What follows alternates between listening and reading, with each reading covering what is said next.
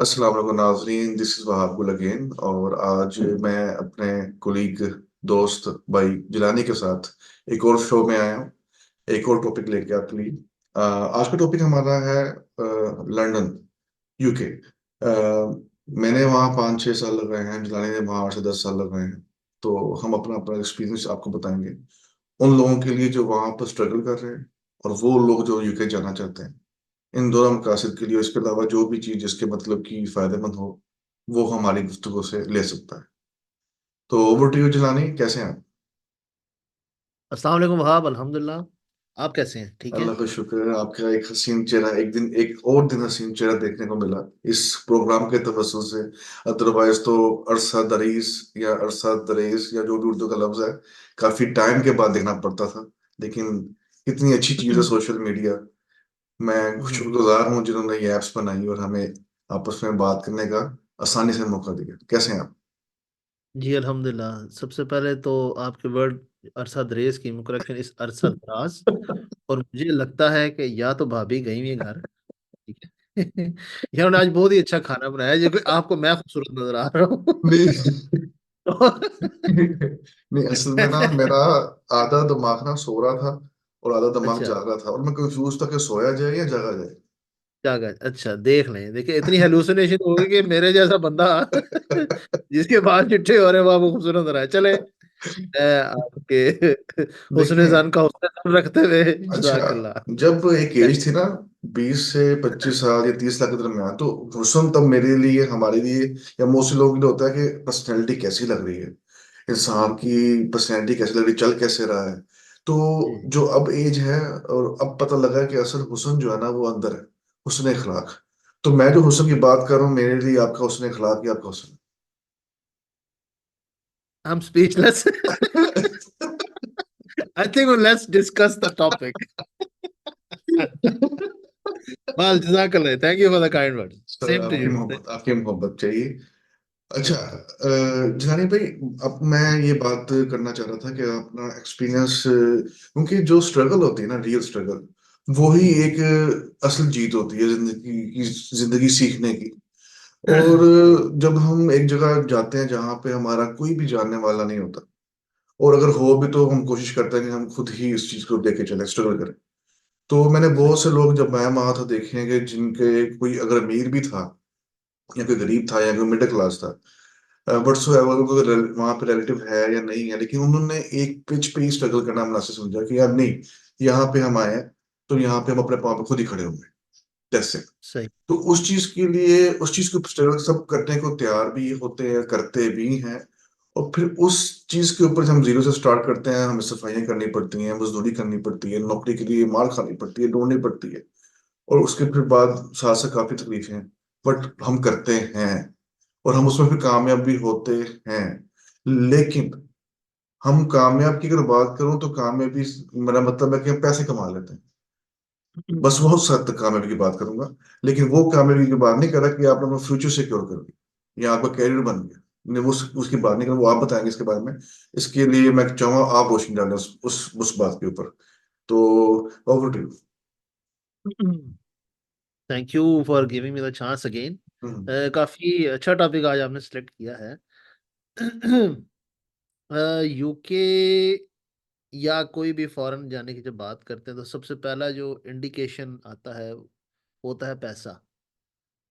हम्म। ठीक है, उसके बाद एक आता है सिक्योर्ड लाइफ। हम्म।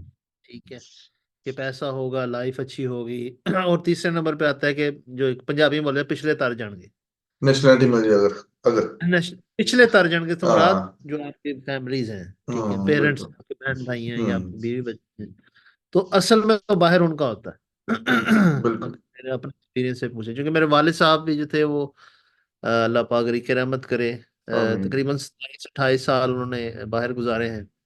सही। ठीक है, कि लाइफ देखते थे, तो उस टाइम तो उसको उसका आइडिया नहीं होता था। हम्म। लेकिन जब खुद गए, मैं 2006 में गया था और 2015 में वापस आया था। वापस अगर मैं हम्म। कहूँ डिपोर्ट हुआ था, तो इससे ज्यादा हम्म। जो है वो सच्ची बात होगी। हम्म। ठीक है, तो वो लाइफ तो जो है आप गुजार रहे होते हैं, लेकिन एक्चुअल में बाहर जो है पिछलों का होता है। ठीक है, जो राइटली सो डिजर्व भी, आई मीन ये एक डिबेटेबल पॉइंट है। I will not go into that. लेकिन लाइफ जो है इट्स नॉट दैट इजी। ठीक है, ओवर देयर। बाकी जो आपने बात की है कि पैसा ही होता है दूसरी, फ्यूचर ग्रोथ या फ्यूचर सिक्योरिटी वो प्रायोरिटी नहीं होती। ये अगेन डिपेंड करता है कि आप किस फॉरेन कंट्री में गए हैं। ठीक है, अगर आप मिडिल ईस्ट में गए हैं तो उधर ऑब्वियसली पैसा है, लेकिन फ्यूचर सिक्योरिटी क्यों, क्योंकि वो नेशनैलिटी नहीं देते। हम्म, ठीक है, लेकिन अगर आप यूरोप और अगर जो टॉपिक हमारा इंग्लैंड की बात करते हैं तो उधर पैसा भी है और अगर आपकी लक चल गई या आपने एक प्रोसीजर को फॉलो किया तो आपको नेशनैलिटी मिल जाती है। तो नेशनैलिटी अगर उधर मिलती है तो आपका फ्यूचर भी सिक्योर है, क्योंकि state pension, I don't know अब क्या सिचुएशन है, लेकिन अगर मैं अपने दौर की बात करूं तो उस वक्त ये था, क्योंकि शायद आपके भी लम्बे हो गए, काफी सारी चीजें चेंज हो गई हुई हैं। जी। ठीक है। तो और तीसरी बात ये कि चूंकि मोस्टली नॉट 100% बट 70 to 80% उस बैकग्राउंड से आते हैं जो बड़े, कह लें कि आधी जिंदगी अपनी ख्वाहिशें को दबाने में गुजार देते हैं, और जब हम्म, उनका चांस लगता है तो अटमोस्ट प्रायोरिटी, ये नेचुरल है। जी। इसमें कोई वो ये नहीं कि वो वो जान के, नेचुरल है कि वो पहले हम्म, जो वो चीजें जो वो नहीं अफोर्ड कर सकते थे, ठीक है, उनको पूरा कर, घर पक्का करा लिया, पानी की मोटर लगवा ली, बोरिंग करवा ली, एसी लगवा ली, लाइफ जो स्टैंडर्ड है उसको अपग्रेड कर देते हैं। जी। ठीक है, और जैसा आपको पता है हमारे माशरे जब ये चीजें होगी तो आपकी ऑलरेडी ऑब्वियसली ऑटोमेटिकली जो है माशरे के अंदर इज्जत एक बढ़ जाती है। जी। भट्ट साहब, खान साहब, शोइब साहब, ठीक है, सही वो बात। जड़ा पहला बशीर होता सी वो फिर साहब बन जाता है। सही तो बात। ये इस तरह की चीजें हैं, तो ये हमारी सोसाइटी में बहुत मैटर करती हैं, खासकर आप middle income, lower middle income class या लोअर लेवल से अगर बंदा गया हुआ है तो उसके लिए एक चांस है बहुत अच्छा, तो ना सिर्फ अपना बल्कि अपने फैमिली वालों का भी एक स्टैंडर्ड रेस करे। तो सही बात। इसलिए जब पैसा आया था तो कोई ना कोई बंदा इधर पाकिस्तान में कारोबार कर लेता, वो चूंकि बाहर आ रहे होते तो फ्यूचर सिक्योरिटी तो ऑलरेडी उधर आ ही जाती है। हम्म, तो ये that's why money is important hmm, for anyone like us who wants to go to abroad or who's been to abroad। हम्म। तो इसके अंदर जैसे कि हम बाहर तो चले जाते हैं, लेकिन देखें कि बाहर भी एक बिजनेस हो रहा है। वो अपनी खूबसूरत जी कंट्री और अपने रूल्स और रेगुलेशन की इम्प्लीमेंटेशन की सक्सेस रेट की वजह से वहां जी पे जी लोग प्रेफर करते हैं कि हम वहां रहें, क्योंकि वहां पे कोई हमारे साथ नाइंसाफी नहीं होगी। लेकिन ऑन टॉप ऑफ इट वो जो वीजा फीस और बार बार वीजा लगवाना, और फिर उनको पता है कि तमाम लोग यहाँ पे रहना चाहते हैं, हर हद तक जाएंगे, उस हद तक फायदा उठाने के लिए वो फिर डिफरेंट ऑप्शंस होती हैं जिसमें हम जाते हैं, और वो महंगी ऑप्शन भी होती हैं, कॉम्प्रोमाइज करने वाली ऑप्शन भी होती हैं। कुछ लोग उसमें जी अपना इतना सेक्रीफाइस दे देते हैं कि वो फैमिली के लिए हमेशा के लिए वो दूर चले जाते हैं। मैंने देखा यूके जी में एक वहाँ एक मैंने आदमी को मिला, तो वो तकरीबन 40 साल का था, and I was 25 years old may be that time.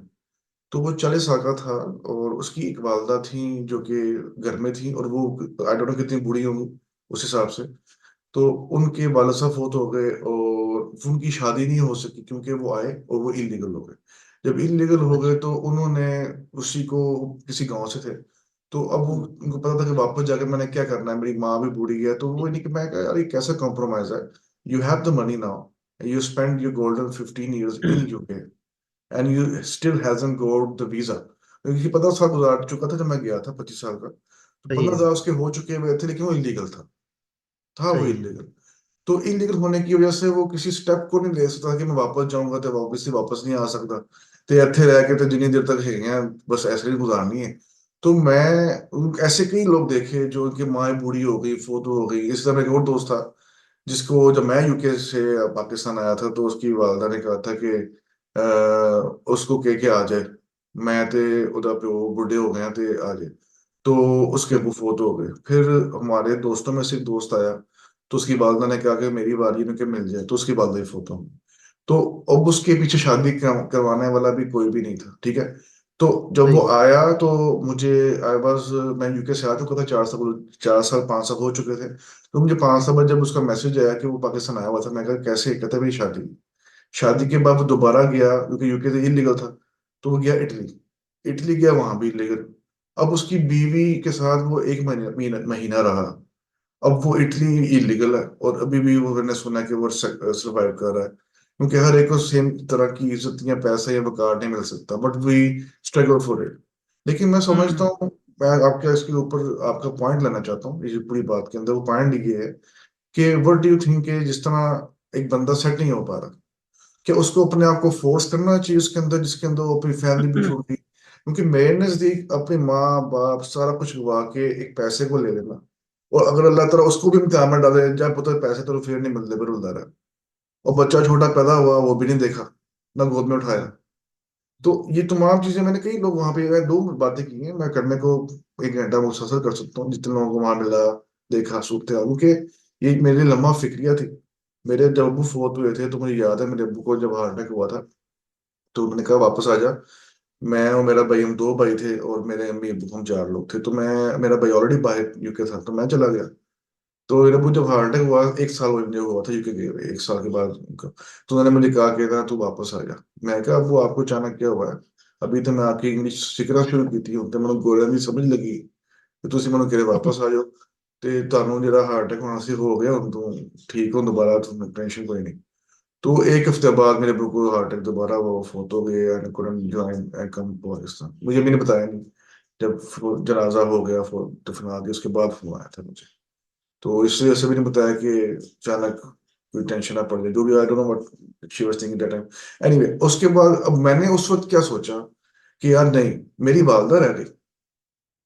तो मेरे पे जब वीजा खत्म हो रहा था, मेरे पास भी ऑप्शन थी कि या तो मैं इलीगल हो जाऊं, या तो मैं कोई शादी कर लूं किसी आंटी से, पेपर बना लूं, और बाकी लोग राइट। कर भी रहे थे। एक तो मेरी राइट। माँ थी। अब मैंने सोचा यार इतने मैं अगर शादी करना वा, मजीद 10 साल की रेस सेटलमेंट लैंड वास्ते, वो भी जुआ मिलता नहीं मिलता।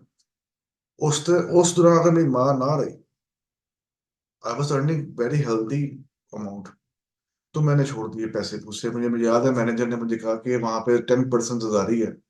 सॉरी, मैं सच बोल रहा हूँ, मुझे मैनेजर ने जो बात की, मुझे तो पता नहीं था कौन को मत करो, कि मैं उस वक्त यंग था और एंजॉय करता था सिर्फ लाइफ को। तो मैंने कहा कि मुझे नहीं पता 10% कौन है, और वहां पे कहता है £100 पर मंथ की तनख्वाह है, जहाँ तो वापस जाना चाह रहा है।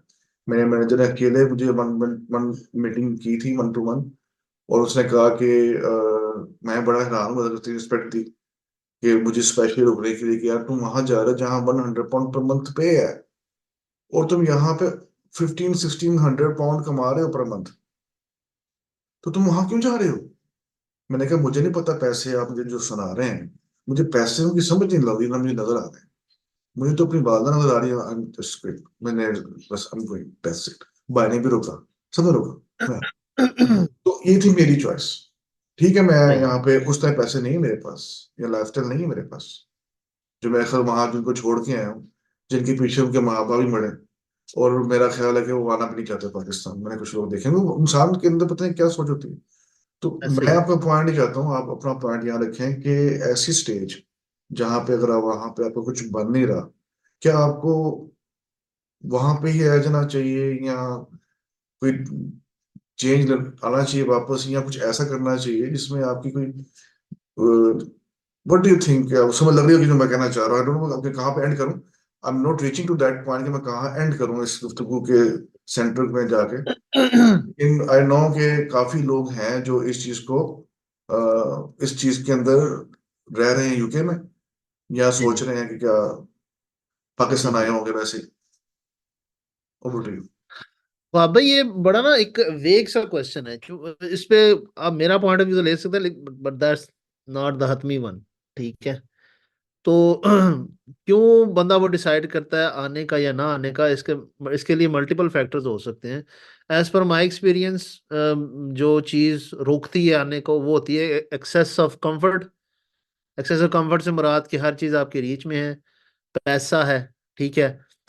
आप ऑलरेडी बहुत सारे लोग खो चुके होते हैं, आप कहते हैं यार मेरे जाने से क्या फायदा हो। ठीक है। आपको पैसा होता है, आप कंट्रीब्यूशन भेज देते हैं कि ठीक है, 100, 200, 300, 400 पाउंड जितनी भी अमाउंट है आप भेज देते हैं। ठीक है। Again that's a personal preference. Hmm. मेरा ख्याल में कि वो उस बंदे को भी पता होता है कि मैं क्या कर रहा हूँ। हम्म। ठीक है। अगर उसको 15 साल हो गए और 15 साल से वो नहीं गया, तो उसके पीछे एक 15 साल की कोई हिस्ट्री होगी कि जो उसको मजबूर कर रही है कि वो ना आ जाए। चाहे उसमें वो लैक ऑफ रिस्पेक्ट होगी, या हो सकता है कि उसको उस तरह ट्रीट नहीं किया गया। देखिए मर्द है ना, वो अप्रिसिएशन मांगता है। ठीक है, हो सकता है उसको अप्रिशिएट ना किया, या उसको रियलाइज होगा कि यार मैं तो एक मनी मेकिंग मशीन ही हूँ। तो जब मैं मनी हम मेकिंग मशीन ही है तो ठीक है, काम तो चल रहा है, जिस तरह मोस्टली आपने ऐसा हो मिसाल जाता दी। है। ठीक सॉरी है, टू कट यू। मतलब हाँ मोस्टली जी। ऐसे हो जाता है। जी जी, मोस्टली ऐसा हो देखा है, इसको हम्म, एक्सपीरियंस किया। हम्म, ठीक है, अब आपके अपनी बात करते हैं। आप चूंकि आई होप कि आप एक वेल्दी फैमिली से थे, आपको पैसे का इतना इशू नहीं था। ठीक है, बिल्कुल। कभी चीजों को आपने उसको पैसे के मतलब तराजू में रख के नहीं देखा था, इसलिए हाँ, ये आपको इट वजह है। डजेंट मैटर कि वो 100 पाउंड ले रहे हैं या हंड्रेड हाँ। थाउजेंड थाउजेंड पाउंड ले रहे हैं। हम्म। आपके लिए तो आपकी वालदा इंपॉर्टेंट थी। जी। ठीक है, आपने आके टफ टाइम देखा, आप जारी बात है आपके वाले साहब नहीं थे, लेकिन उसकी रियलाइजेशन आपको इधर आके आने के बाद हुई। मैं ये नहीं कह रहा आपका डिसीजन राइट था या हम्म। गलत था। हम्म।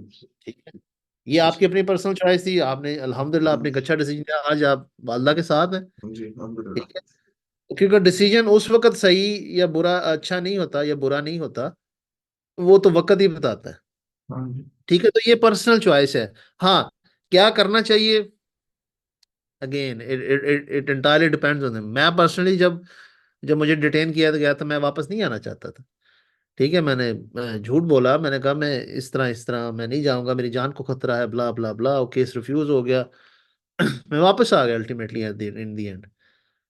ठीक है, आगे वापस यहाँ पे आके नई लाइफ स्टार्ट की। It wasn't easy, it wasn't कि स्ट्रेट अवे कि मुझे जॉब मिल गई, और नहीं स्ट्रगल किया। लेकिन हाँ, दिल तो मेरा भी नहीं करता था कि मैं आऊँ। ऑब्वियसली अच्छी सेटल्ड लाइफ थी, सारा कुछ था। बट अगेन, मैं चूंकि डिटेन था, मेरे पास ऑप्शन नहीं था, उन्होंने डिसीजन दी, मैं वापस आ गया। बट कोई और बंदा ऐसा हो जिसको 10-12 साल हो गए और वो इलीगल रह रहा हो, ये उसकी अपनी चॉइस है, उसके अपने सर्कमस्टांसेस होते हैं। ठीक है, मोस्टली लोग यही यही मैंने देखा कि यार उधर जाके क्या करेंगे।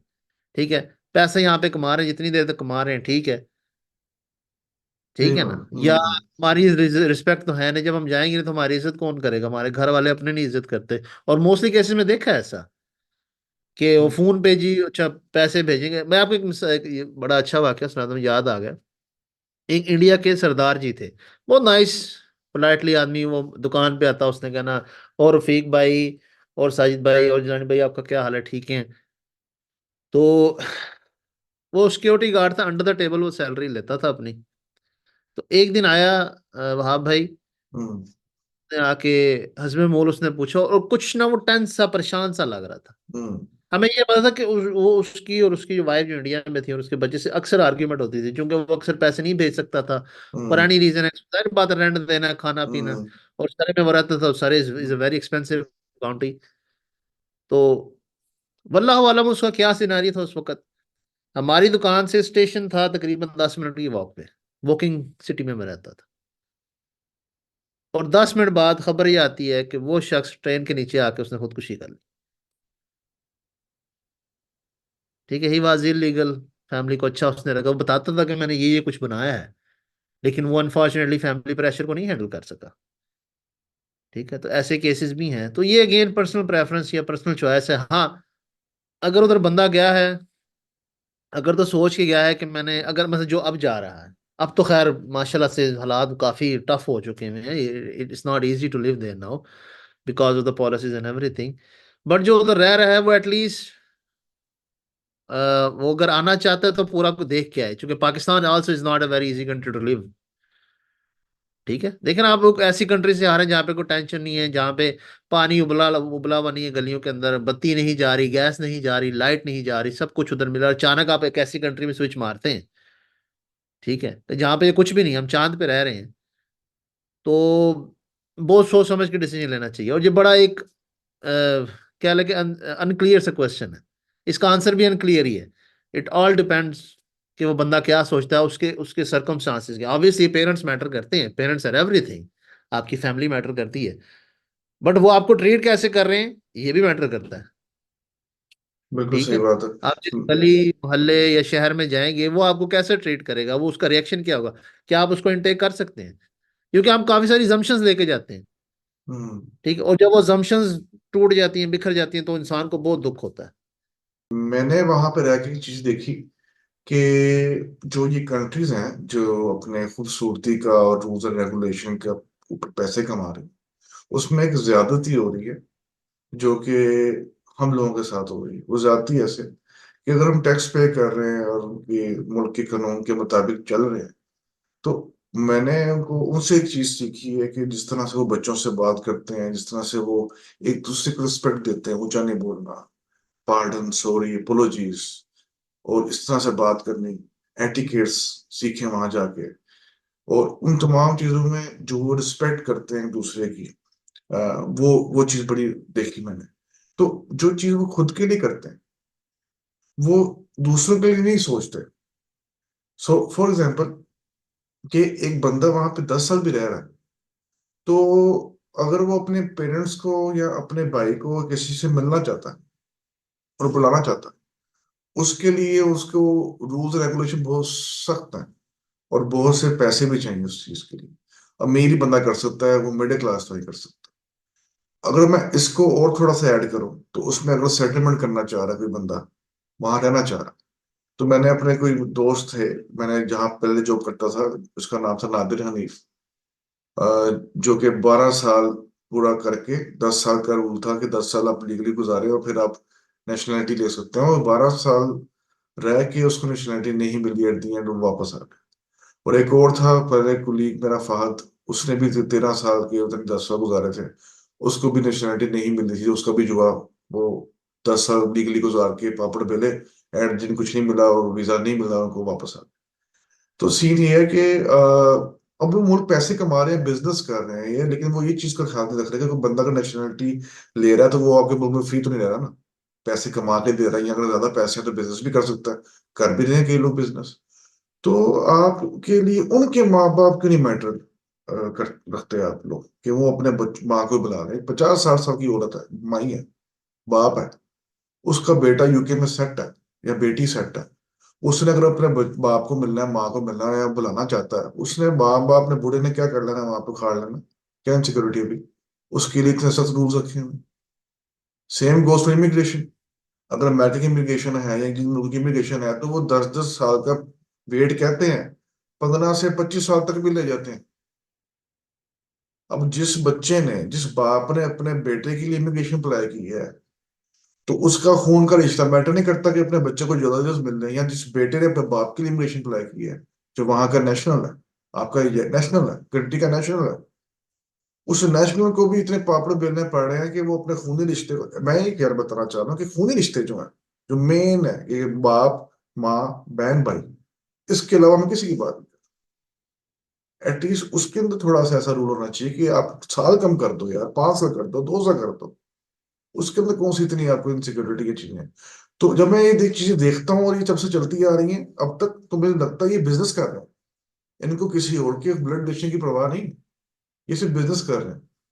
इलीगल तो ये ख्वाहिश ही नहीं रख सकता ना कि अपने माँ बाप को बुलाए। मैं तो उन्हीं की बात कर रहा हूँ जिनके पास नेशनलिटी है। तो आपका इसके ऊपर क्या मानना आज वाह भाई, आज बहुत टेक्निकल से और बड़े डिफिकल्ट से क्वेश्चंस पूछ रहे है? हैं। क्वेश्चन ही पूछना। मेरा इसमें पॉइंट ऑफ व्यू यार, वाह भाई ऐसे ही है कि if you make something as you mention कि वो बिजनेस है, obviously it's business for them. ठीक है, यहाँ पे तो वॉर भी एक बिजनेस है, ये तो फिर इमिग्रेशन है। ठीक है, वार जिसकी कोई पॉलिसी है ही नहीं, जो आपको जेनेवा कन्वेंशन में तो मिल जाएगी, यूनाइटेड नेशन के चार्टर में तो मिल जाएगी, लेकिन ऑन द ग्राउंड तो कुछ भी नहीं हो रहा। जिसका दिल कर हम्म। रहा है, जिसको मारना चाहते हैं मार सकते हैं, hmm. As long you have the power. तो इमिग्रेशन भी ऐसे ही है, बिजनेस है। और if something is very exclusive and expensive, people will follow it. I mean ये आईफोन वाला हिसाब किताब है। ठीक है, आईफोन एक्सपेंसिव है, एक एक्सक्लूसिव है, no matter how much expensive it is, people will go for it. ठीक है, बाय हुक अच्छा। और बाय क्रोक। ठीक है, हम्म। ऐसे ही है। सेकेंडली, उनका चूंकि आपको पता है इंडिविजुअलिटी कंसिडर की जाती है। फैमिली को, फैमिली चूंकि ऑलरेडी उनका जो स्ट्रक्चर है वो इस तरह का है, सोशल स्ट्रक्चर की बात करते हैं कि फैमिली का जो कॉन्सेप्ट है वो बड़ा एक ये एक मियाँ बीवी और बच्चे, और उसके बाद बच्चे अपने अपने मियाँ बीवी अलग अलग। और चूंकि आपको पता है सेपरेशन भी उधर बहुत ज्यादा जल्दी होती हैं, तलाकों का रेशियो भी बहुत ज्यादा हाई है, तो फैमिली के लिए भी वो उनके लिए एक इंडिविजुअल को मैटर वो कंसिडर करते हैं, as long as they are tax payer. हाँ, ये बात ठीक है कि जब उनका जब पेरेंट्स आते हैं तो वो उसको चूंकि ऑलरेडी उनका एक रिलेटिव या उनका बेटा या भाई रह रहा है और वो नेशनल है, तो उसके लिए आसानी होनी चाहिए। लेकिन आप ये देखें कि मोस्टली होता क्या है, खासकर इंडियन पाकिस्तानी जब आते हैं, तो वो उनका जो सोशल स्ट्रक्चर है उसको यूज किया जाता है। मसलन फॉर एग्जाम्पल, अगर मैंने अपनी मदर को बुलाया है और वो बीमार पड़ गया, तो मैं किधर लेके जाऊंगा? एनएचएस में लेके जाऊंगा। हम्म, ठीक है, तो एनएचएस जो उसको ट्रीट करेगी वो फ्री करेगी। ऐसे ही। ठीक है। तो जब अब ये जो काम है ये हमारे एशियंस के लिए, यूरोपियंस के लिए क्यों नहीं है? ये भी तो पॉइंट है ना। मैं हम्म, उनको राइट और रॉन्ग नहीं कह रहा हूँ, बट ये कि जो एक्सप्लॉयट करेगा पाबंदी भी उस पर लगेगी। आप छोटी सी मिसाल ले लें, अफगानियों के साथ हमने क्या किया। Even again it's a political issue, लेकिन अगर हम नेशन टू नेशन बात करते हैं कि वो हमारे साथ ऐसे करते हैं, तो हमने भी यही किया है अफगानियों से। वो तो फिर चलो थोड़ा सा ह्यूमैन वे के अंदर आपको एक डिटेंशन सेंटर में डालते हैं, खाना देते हैं, सारा कुछ करते हैं, आपके फ्लाइट का बंदोबस्त करते हैं। यहाँ पे तो हमने इनको एक घोड़े गधों की तरह हाँक के, तो हमने कहा निकलो भाई खल्ली बल्ली। तो ये हमारा वे डिफरेंट है, उनका वे जरा डिफरेंट है, तो लॉजिक सेम ही है। जब बट आप किसी चीज को एक्सप्लॉइट करते हैं, वो हमारे बिजनेसेस पे छा गए, हालांकि वो लीगल तरीके से चाहे, तो मेजोरिटी अफगानी, हाँ ठीक है, चोरी वो करते हैं, सारा कुछ करते हैं, गवाहकारी भी जारी, वो गरीब आदमी वो क्या करेगा? मुल्क देखे ना, एक मुल्क जिसकी आइडेंटिटी कोई नहीं, जो एक अरसे से जंग के अंदर है, तो एक जो जनरेशन रेज होगी वो ऐसी ही होगी ना। खाना तो है ना भाई किसी ने। अगेन मैं डिफेंड नहीं कर रहा हूँ, उनको डिफेंड नहीं कर रहा हूँ, या पाकिस्तान को डिफेंड नहीं कर रहा हूँ, या यूके को डिफेंड नहीं कर रहा हूँ। ये बहुत सारे फैक्टर्स होते हैं कि वो क्यों ये डिसीजन को इम्प्लीमेंट करते हैं। Force, because people force to make a policy to implement the policy on the people. ये लोग ही जो अच्छा, है मैं वो एक। इसके अंदर अगर आप ज्यादा थे, मैं ऐड करना चाहता हूँ कि अगर जी, आप आपका प्रोग्राम है सर, आपकी इजाजत, आप हमसे इजाजत क्यों ले? नहीं नहीं, क्योंकि आपकी बारी थी तो उससे अच्छा अच्छा, बात ये नहीं कि सर, राइट। लोग जाते हैं असेंबली में, हम वोट देते हैं, वो लोग जाते हैं असेंबली में। तो जी अभी जी आपने जब अफगानिस्तान की बात की, तो काफी मैंने लोगों के, वो लोग जो असेंबली में गए हुए हैं, वो बात कर रहे थे कि ये चीज ऐसी नहीं होनी चाहिए। सेम गोज जी इन यूएन, और सेम गोज अगर यूके अमेरिका की बात करूं, कि वहां पर भी काफी पाकिस्तानी हैं जो कि असेंबलीज में गए हुए हैं, वो पाकिस्तानी या दूसरे इमिग्रेंट्स के राइट्स की बात करते हैं। लेकिन एक चीज होती है जो हमें नजर आ रही है कि जी जी ये एक कंट्री है, ये उसके रूल ऑफ लॉ है, और ये असेंबली है, और ये रूल पास होता है, यहाँ से पास होकर इस इम्प्लीमेंट होता है। ये चीज हमें नजर आती है। अब इसके जी ऊपर एक खलास ही है, जो कि सिर्फ पाकिस्तान में नहीं है, वो एक यूएन के अंदर भी है और तमाम बाकी कंट्रीज के अंदर भी है। कि मैं देखता हूँ कि जब मैं कांग्रेस या अमेरिकन कांग्रेस या कौमी असेंबली यूके की, उनके कमेंट्स आपस में आर्ग्यूमेंट देखता हूँ, पाकिस्तान के भी देखता हूँ, जब देख के अंदाजा होता है कि यार वो भी चीख रहे हैं, चिल्ला रहे हैं कि यार ये कर दो, ये कर दो। अगर मैं आपने अफगानिस्तान की बात की, तो मैं इसके अंदर मिसाल देने के लिए फलस्तीन की बात कर लेता हूँ कि उन तमाम मुल्कों में, इन तमाम कंट्रीज के अंदर फलस्तीन की हक में बात होती है, जंग खत्म करो, ये करो करो। लेकिन ये खला है जो हमें नजर नहीं आती।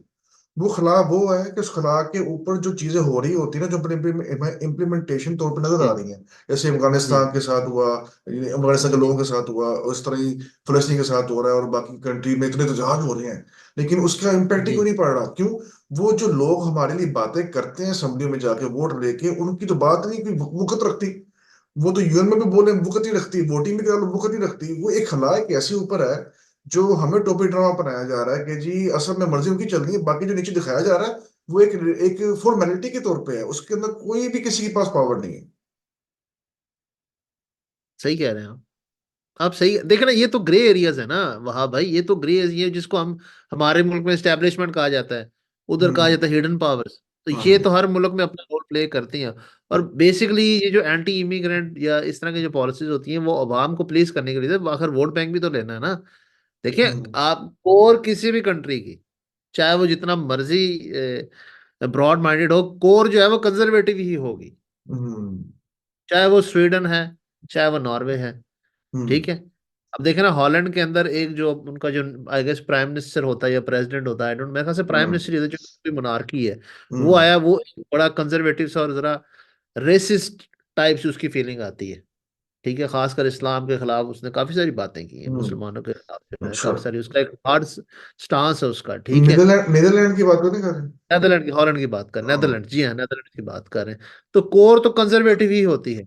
अब जब आपने उसको प्लीज करना होता है, तो फिर आपने जो है इस तरह के पॉलिसीज लानी पड़ती हैं आपको। ठीक है। हम्म, वो एक नेल्सन मंडेला का बड़ा प्यारा कॉल है कि अ पॉलिटिशियन अब मुझे प्लीज करेक्ट करना इफ आई एम रॉन्ग, हम्म और कमेंट्स में आप कर सकते हैं। हम्म इसका ये है लुबेल बाब, ये कि politician fights for the next election but a leader yes fights for the next generation. Yes इस तरह का उसका एक है। हम्म ठीक है। तो मोस्टली तौर पे आपको, मोस्टली जगह पे आपको पॉलिटिशियन मिलता है, लीडर नहीं मिलता। अगेन ये लीडर हाँ पॉलिटिशियन की भी एक डिफरेंट डिबेट हो जाएगी, हाँ हमें obviously, let's not go into the politics. But hmm ये कुछ इस तरह की पॉलिसीज होती है, लेकिन मेरा अपना मानना ये है, मेरा अपना ख्याल ये है कि इसमें लोग भी फोर्स करते हैं, हम्म चाहे वो किसी भी कम्युनिटी के हों। ठीक है, देखें हम जब उधर जाते हैं तो वो हम उनके लिए हम या इंडियन है या साउथ एशियन है। ठीक है, इंडियन पाकिस्तानी तो वो पेपर्स के ऊपर आता है ना, हम्म जनरल तो कि यार ये इंडियन ही है सारे। हम्म। ठीक है। अगर वो एशियन को कंसिडर करते तो उनके लिए कोरिया, चाइना, जापान या थाईलैंड, वो सारे एशियंस उनके लिए, ये हम लोग साउथ एशिया या ब्राउन स्किन कलर में आ जाते हैं। हम्म ठीक है। तो वो वही पीपल फोर्स है, और ये इस तरह की पॉलिसीज फिर आपको पता है स्पेसिफिक लोगों को ज्यादा हर्ट करती है। अब जाहिर बात है, शादी करके इंडियन पाकिस्तानी बांग्लादेशी बुलाते हैं। हम्म ठीक है, मेजोरिटी हम्म 60-70%। कितने आपने थाई पीपल देखे हैं, या आपने जो है वो क्या कहते हैं श्रीलंका के देखे हैं, शादी करके बुलाते हैं, कितने देखे होंगे? सही मेजोरिटी तो वो बात नर्सिंग के थे ना, हम्म नर्सिंग में काम करते थे या किसी और हॉस्पिटैलिटी इंडस्ट्री के अंदर। तो वो हम्म हम लोग ही फोर्स करते हैं। जब जारी बात है, जब एक चीज को एक्सप्लॉइट करेंगे, दूसरा अगर जब उनको पता है कि यार लोग वहां पे शादी करवाते हैं। हम्म ठीक है, अब देखिए ना क्या होगा। अगर वो 18,000 से 36,000 की उन्होंने जो रिसेंटली उन्होंने इम्प्लीमेंटेशन लाए हैं, कि हम्म पहले 18,000 था। ठीक है, अगर अब आपको स्पाउस अपना बुलाना चाहते हैं तो आपकी सैलरी या इनकम जो है वो 36,000 या 35,000 पाउंड होनी चाहिए। ठीक है, ये नया लॉ है जो अप्रैल से इम्प्लीमेंट होगा। तो लोग क्या करेंगे? हम्म ठीक है, अकाउंटेंट्स को हायर करेंगे, पे स्लिपें बनेगी, उस पर टैक्स देंगे, हम्म काम वही चलेगा। हम्म ठीक है, अकाउंटेंट्स की डिमांड बढ़ गई। हम्म ठीक है, पैसा जो गवर्नमेंट की किटी है उसके अंदर पैसा ज्यादा आना शुरू हो, जारी बात जब आप ज्यादा पैसा शो कराएंगे तो आप टैक्स भी देंगे। ठीक है, बेशक आप अकाउंटेंट को आपने 500 या 1,000 पाउंड दे के आपने उससे हम्म सैलरी स्लिप बनवा ली, बिजनेस स्टैब्लिश करवा लिया, जो भी एक्स वाई जेड जो भी तंत्र मंत्र चला, हम्म लीगल तरीके से तो मेरे भाई 18,000 या सॉरी 36,000 पाउंड, इसका मतलब है आप एक बहुत ही हाईली स्किल्ड जॉब के अंदर काम कर रहे हैं। हम्म ठीक है, इसका ये मतलब है। तो वो तो एक मनी जनरेटिंग है, कोई ना कोई इसका जुगाड़ निकाल लेंगे। वो आपको तो पता है निकाले देसी माशाल्लाह बहुत तेज होते हैं। अच्छा ये भी चीज है आपको पता है कि उनको पता है गवर्नमेंट को कि वो जितना जी। मर्जी सख्ती करके रूल निकाल रहे हैं उसका जो दूसरी तरफ से वो दोनों बड़ी करके लोग कर रहे हैं सारा कुछ बट दे स्टिल अलाउ क्योंकि उनको पैसे चाहिए वहां भाई रीजन ये है कि गवर्नमेंट, देखिए मेरी बात सुनिए, गवर्नमेंट से कुछ चीज छुप तो नहीं सकती ना। जो हम्म आपके इंस्टीट्यूशन है, आपके अगर मोहल्ले के थाने को पता है, सॉरी मोहल्ले के हम्म इलाके के थाने को पता है हम्म कहाँ पे 2 नंबर हो रही है।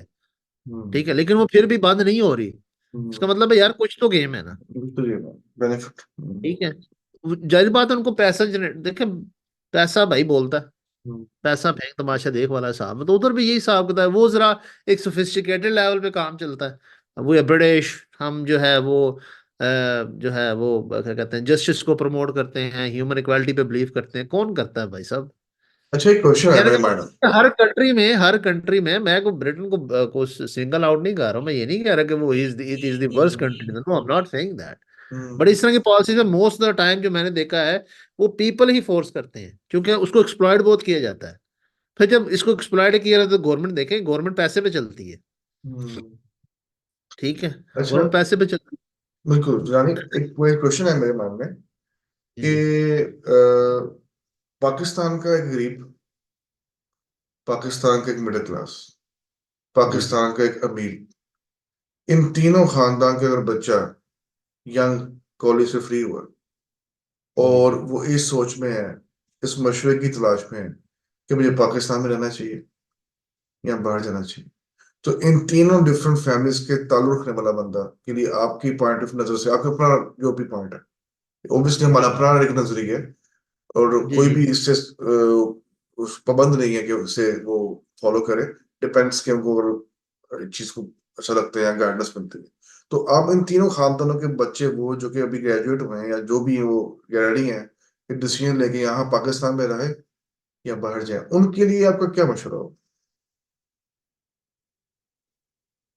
देखें जी, जो तो बाहर जाना चाहता है ना जी, वाह भाई, नहीं, तीनों में से लाइक मेरा मतलब है कि एक गरीब बंदा है। और अब चले, हम हाँ। क्लास बाय क्लास लेके चलते हाँ। हैं। Lower family, lower income family, middle income families, और जिनको हम कहते हैं हायर इनकम फैमिलीज। हम्म। ठीक है।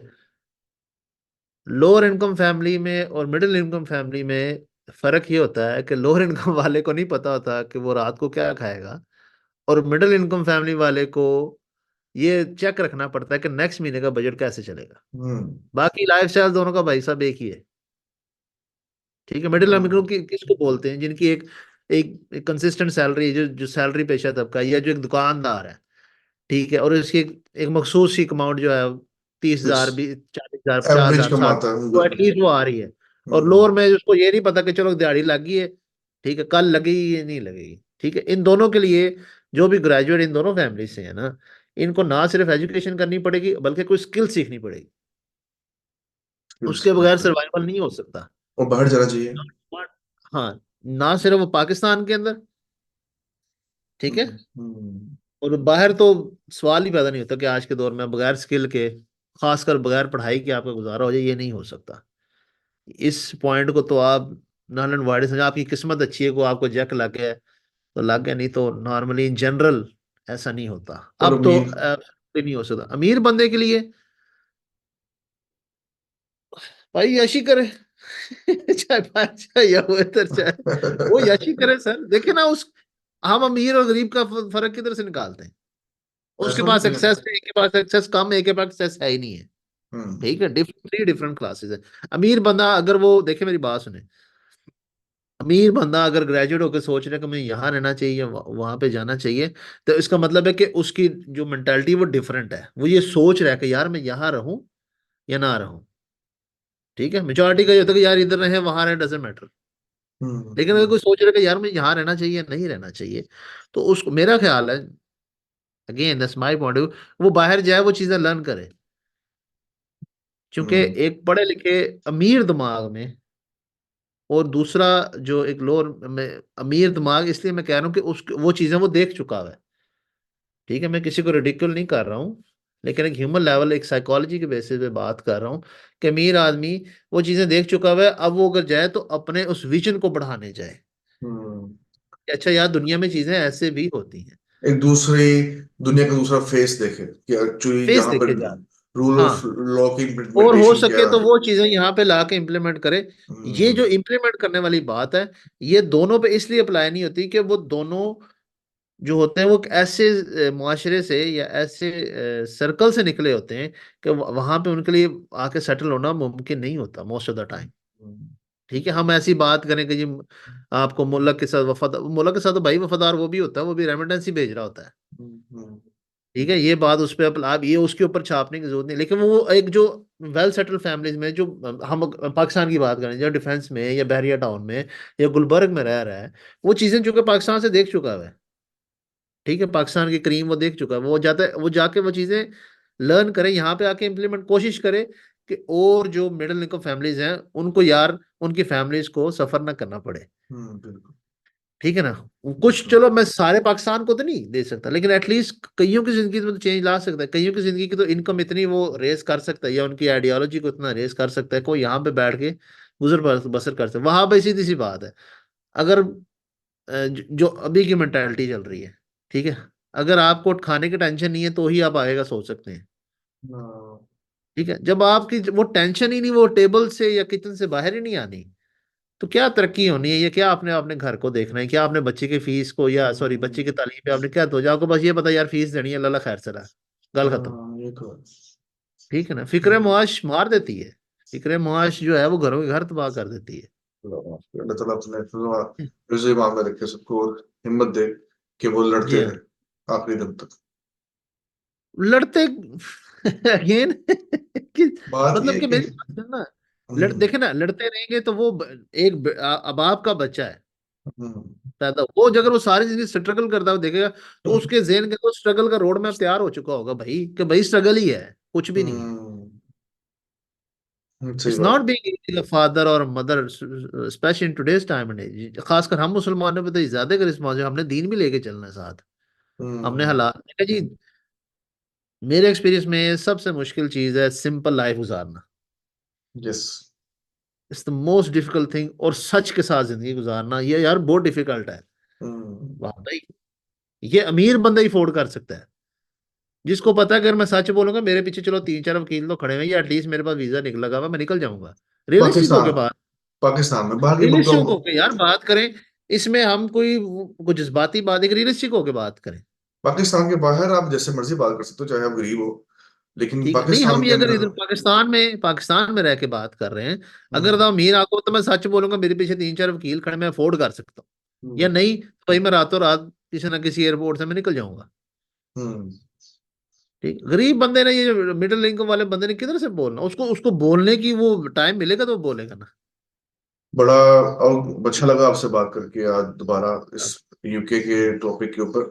यूके है या कोई भी कंट्री बाहर पाकिस्तान से जो जाना चाहता है उसके ऊपर। और नाज़िर, हाँ इफ जी। I want to add one more thing, yes I please. Want, UK को यूके लैंड नहीं बनाया, लैंड ने नहीं बनाया। पाकिस्तान को पाकिस्तान लैंड ने नहीं बनाया। पाकिस्तान आज जिस स्टेज पे है या जिस सिचुएशन में है, उसके लोगों ने उसको पाकिस्तान बनाया। बिल्कुल। यूके आज जिस स्टेचर के ऊपर है, जिस स्टेटस के ऊपर है, वो यूके के लोगों ने बनाया है। Same goes for India, China. Every country, hmm, ठीक है ना। तो लोगों की मेंटालिटी मैटर करती है, the way they do thing. मैंने जिस तरह पिछले जो हमारी मीटिंग की, ऑनेस्टी मैटर करती है कि यार आप कितना ऑनेस्ट है अपने काम के साथ। बिल्कुल। The more higher you go, the higher the challenges are, the higher the chances that you will become dishonest. और अगर आप डिसऑनेस्ट नहीं बने तो फिर अल्लाह की नजरों में आपका जो मुकाम होगा वो आप जानते हैं, वो अल्लाह ही जानता है बेहतर, वो शायद आपको भी पता नहीं होता अगर आप ऑनेस्टी के साथ जिंदगी गुजारते हैं। क्योंकि उधर फिर जान के सौदे होते हैं उस लेवल पे तो, बिल्कुल। ठीक है, माल पे पड़ती है आपकी जान, वो फिर एक नेक्स्ट लेवल आ जाता है। लेकिन हकीकत बात यह है कि फिक्र मुआश से निकलना बहुत जरूरी है एज अ बिल्कुल। नेशन। बिल्कुल। बिल्कुल। बिल्कुल मुराद जिलानी, बहुत अच्छा लगा आपका पॉइंट ऑफ व्यू लेके। हमेशा आप एक प्रोग्रेसिव और एक प्रोडक्टिविटी बात करते हैं, जिसकी सुन के अच्छा लगता है, मुझे भी मजा आ रहा था। तो ज्यादा वक्त नहीं लूंगा। बस आज का प्रोग्राम थोड़ा सा तवील भी हुआ, लेकिन मजा आया। तो इंशाल्लाह नेक्स्ट प्रोग्राम में आपसे बात करूंगा, लेकिन एंड करने से पहले नाज़रीन मैं आपको बताना चाहता हूँ कि कंट्री पाकिस्तान के अलावा जो भी है, जो हमने आज बात की है, उसकी जो चीजें आउटकम निकलता है, मॉरल ऑफ द स्टोरी, वो दो तीन चीजों में निकलता है। पहली चीज ये है कि कंट्री कोई भी है पाकिस्तान के अलावा, जहां पे भी आप जा रहे हैं, वो एक बिजनेस कर रहे हैं। उनको आपकी जात पात पर्सन होने का कोई issue नहीं है। आप जितने मर्जी साल वहां लगाए, जो भी करें, उनको पैसे दें, उनके तौर तरीकों को फॉलो करें, और वहां पे पैसे देते रहे, वीजा एक्सटेंड करवाते रहे, और जो भी करते रहे।